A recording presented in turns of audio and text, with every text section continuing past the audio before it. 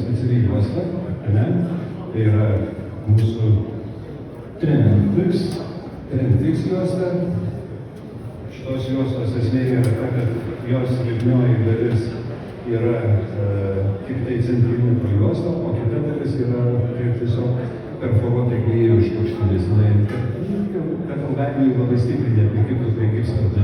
Įsivaizduoju, kad po to man reikės nupjauti šitą juostą, ne? Jeigu labai stipriai prikipsta, neišsiplėštų, sunku atplėšti ir taip toliau. Lygiai tą pačią funkciją atlieka ir kita skraidimo juosta, tai jos funkcija yra visiškai ta pati, tiesiog jinai turi pilną lipnų paviršių. Taip, ir dabar kaip iš esmės susiplanuoti, ar šešėlinį ar skridimą. Mes tiesiog bandom nuspėti, kuri konstrukcija daugiau vaikšto pažinėmis. Savaime aišku, žinom, kad medis yra gyvas, jis žymiai daugiau deformuojasi. Ten visą laiką reikia pagalvoti apie šešėlinę siūlę, jeigu tai yra kokia nors, nežinau, betoninė konstrukcija, jos tai tikrai nėra, čia gipskartinė konstrukcija, turbūt plėsis ir trausis, ne? Bet tokiais atvejais jau galimi ir slydimo siūlė, čia deformacijos nebus didelis. Tai dabar nuo šešėlinės gal pradėsim. Pradėkime, taip, nuo šešėlinės įsim puskampį ir tenka išgirsti klausimų, kaip reikėtų tą puskampį tinkamai įmontuoti, įdėti, pritvirtinti. Tai plačiau Valdai gal papasakok. Esmė yra ta, kad iš esmės galima jį įtvirtinti tiesiog ir glaisto pagalba, galima ją tvirtinti ir kabelio pagalba. Kada, kaip daryti? Jeigu ta vieta fiziškai nėra apkrauta, tai nėra išorinis kampas, jeigu tai yra šešėlinė siūlė, ypač palugomis, kas tai fiziškai gali apkrauti? Mūsų nežinau. Nenusvartas tikrai. Tai va, tada galime tiesiog iššaudyti taip, kaip mes dabar ir padarysim, o jeigu tai būtų kažkoks tai kita vieta, kur ten galima ir firminti ant stalų, pavyzdžiui, čia kameras su perforuotais naukais aromavime, tada reikėtų jau į glistą sudėti. Svarbiausia, kad kabės būtų atitinkamai padengtas aplikos medžiaga ir kad jos nerūpytų kol glistinčius. Mes įkišam kažkokį tai šabloną, kuris mums atstoja mūsų planuojamo griovelio tipą ir kartu jisai apsaugos nuo glaisto patekimo. Ir tada tiesiog privoji ir prišaudoma.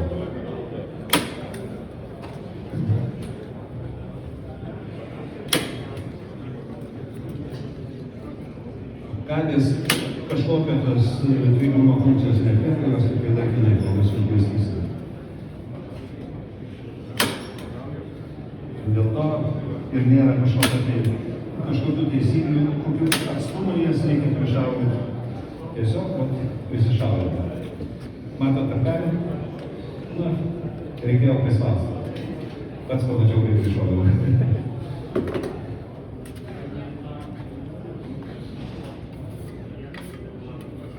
Tai dabar Valdas užglaistys puskampį, pirminį nuplaistymą padarys, taip? Taip.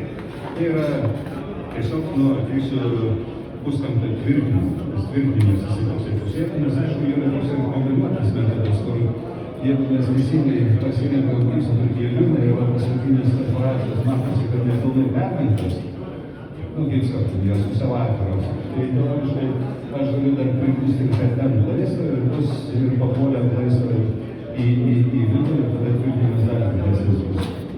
Bet čia tik tai toks kaip nebūtina kalbėti.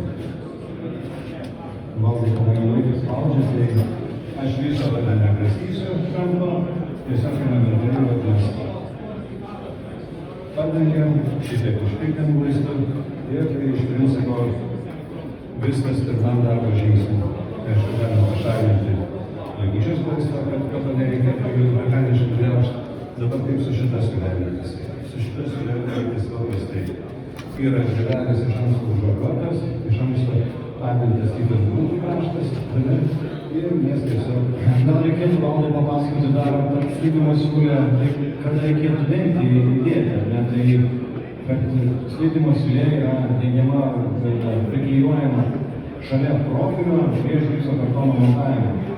Ir jos esmė yra, kad glaistas neprikimba prie jos ir jeigu kažkoks atsiras mikro judėjimas, jis bus tiesus gražus ir namų generalinio generolo. Tai va, pirmas žingsnis toksai yra, jeigu norim gražiau padaryti galima panaudoti šitą lentelę, jinai gražiau išina maistą.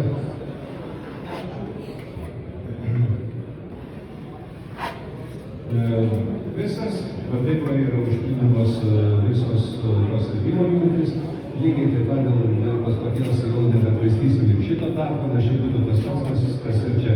Lygiai tas pats yra pačioje. Pačioje yra būtinas kartelis montavimui, o kamerose yra būtinas atrankant laisvų vietos. Programų laisvas reikalingas, kad užtikrinti atvirą sandarumą, garso izoliaciją, priešgaisrinės saugos reikalavimų ir taip toliau.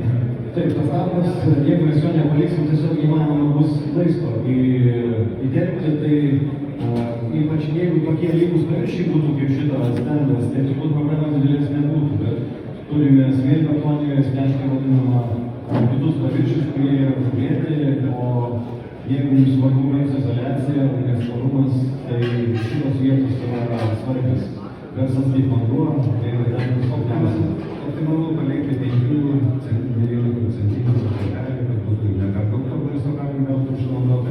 Mitų Paprastai įterpti. Mitų visokių yra neužpiltų, dėl deformacijų ir taip toliau. Vienas vienintelis paaiškinimas yra, kad reiktų įterpti glaistą. Dar sužodėjau trumpai, aš irgi dėl tos skaitymo siūlės. Kai skaitymo siūlė atmautas užpildė, viskas gerai. Kai baigėme glaistymo darbai, tas skaitymo siūlė yra nupjaunama. Mes peiliuko šalia neturim, Aldai, bet perteklius tos juostos yra nupjaunamas ir to juosta nebesimato.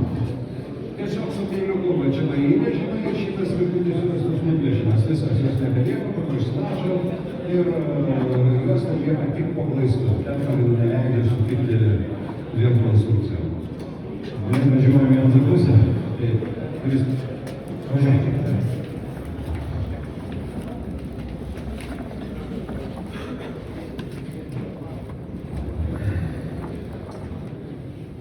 Ką čia norėsim Valdai parodyti? Čia yra, ką mes norim parodyti, čia yra tipinė visuotinė konstrukcija. Yra reikalavimas tas, kad jeigu apatinis sluoksnis turi būtinai vis tik tai žiūri suplastybus visus. Armuoti nereikia, savisreikia čia man automatiškai gavosi, bet tai nebūtina jau suplastyti. Visi perimetrai irgi turi būti suplastyti iš fundamentų, nes per to tris sluoksnis laisto nebebus pilnai. Pirmame sluoksnyje sūrio armuoti nebūtina ir nereikia. Vėliausiame sluoksnyje, paskutiniam šiuo atveju, antrame sluoksnyje siūlės privalo būti suarmuotos, nebent tai yra uniform glaistas, negamyklinė siūlė. Taip, dabar su siūlėm. Kadangi, kaip minėjau, mes nerekomenduojame siūlės iš pat pradžių užbastyti, nuo vieno karėro, nuo pat naujos spalvos.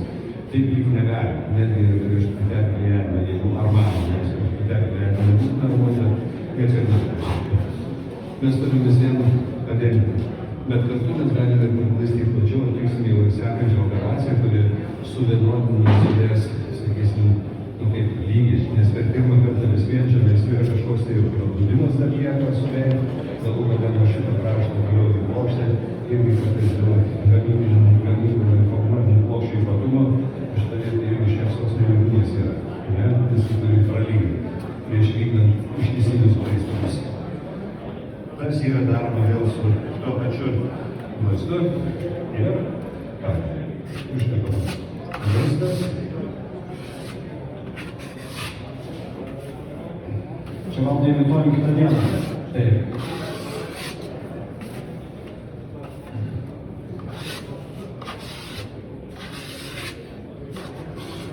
Dar būna toks klausimas, ar reikia glaistyti pirmo sluoksnio savisreikius. Tai būna tokių diskusijų, ar reikia, tai nereikia. Iš tikrųjų, nėra blogai, kad užglaistai, bet nieko nėra parašyta, kad to reikia daryti. Ir nei nesvarumo klasifikacijose, nei kitose dokumentuose nėra normalus. Paskutinis sluoksnis, žinoma, tai būtina padaryti dėl bendro konstrukcijos lygumo. Jo, tai va čia tokiu principu yra praklaistama, dabar aš iki galo nespėsiu, bet rekomenduojama praėjus kokiam vienai ar kitai minutį dar grįžti dar kartą su mintelė per braukti, nes naujas yra skystas, netgi gal iš šono žiūrint, matosi tokie ruožiai, neišsilygins tik tai vat po 1-2 minučių per braukus. Taip pat yra, reikia padaryti ir su vidiniu banku praklaistyti. Tiesiog reikėtų panaudoti tą pačią juostą, kurią mes formavome iš išėjimų, dabar jau nebegaišiu laiko. Pasistengsiu netekti daug.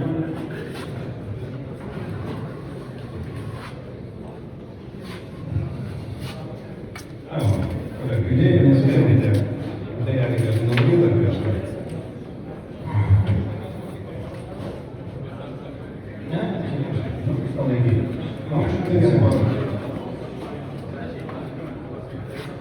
Tai yra daroma taip, iš tikrųjų šitą mintelį reikėtų naudoti, nes yra užapolinti kamplyje jau ir trūkdo, reikėtų pasinaudoti kitą mintelę, kuri turbūt kitą pusę darydama.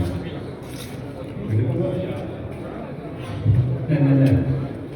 Vat jau yra kitokios mintelės, kurios turi stačius kampus, nes kadangi darbo beveik nėra, man bus patogiau su šitą išėjimą. Tokiu principu. Ir viskas. Tada mes vėl atgal ištraukėme, siūlė mažai užtraukti šitą, mažai valyti. Iš principo atlikom papildomą palyginimą ir paruoštas įvairius būtų ir paruoštumo galima bus įvairius. Tai kaip ir viskas, akcentai pagrindiniai būtų pasirinkti tinkamas medžiagas, tai gruntą, glaistą, įvertinti kokį siūles turim, pasirinkti tinkamas aptarnavimo priemonės ir džiaugtis tvirtomis sumomis. Tai tiek, ačiū, klausysimės.